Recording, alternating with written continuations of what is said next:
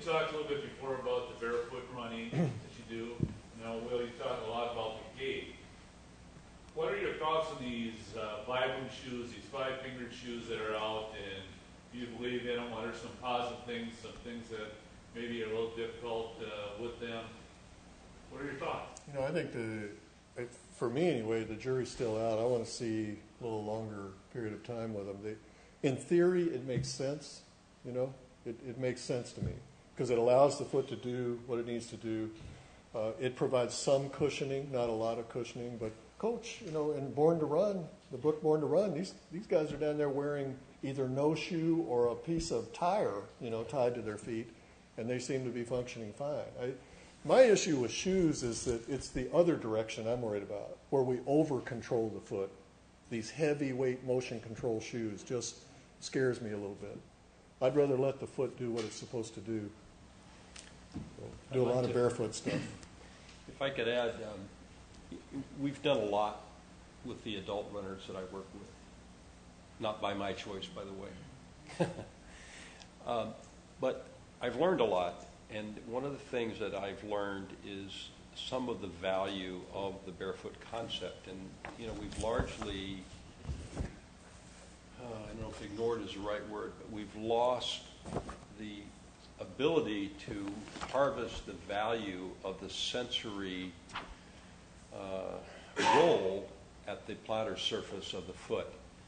We really have the same potential with the bottom of our feet that we have with our hands. We've learned how to move fingers and how to touch and feel. And beginning shortly after birth, we begin to mute the nerve endings on the bottom of the feet. And I think we have lost a lot, and I think that Coach Freeman speaks to it when he says he's more concerned about the shoes that provide a lot of stability.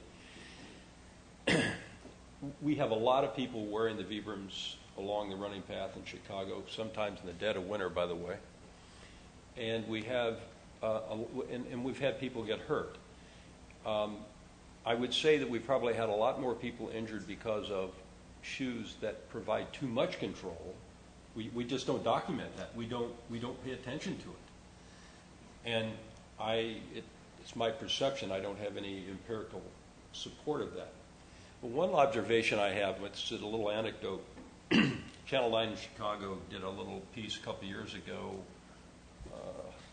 featuring a couple of not very fit gentlemen on the North Shore that enjoyed running barefoot. I mean, no Vibrams. They wanted to run barefoot.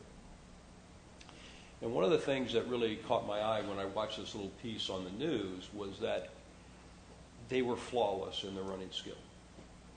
And it became quite clear to me at that point that if they made a mistake, it was going to be so painful that they would either stop running or they would correct their running skill.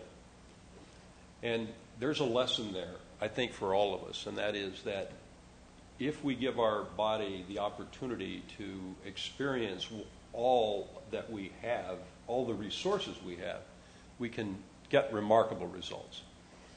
I think that we have the hardware and the software, to use the current metaphors, to run with perfection. And that what I do when I'm working with gait is not really create new software. I'm really just, it's like when you buy software and you pay for it online and they send you the key. I think that's all we're doing, is we're opening access to the software and hardware that we've always had. But that because of our culture, we have largely avoided.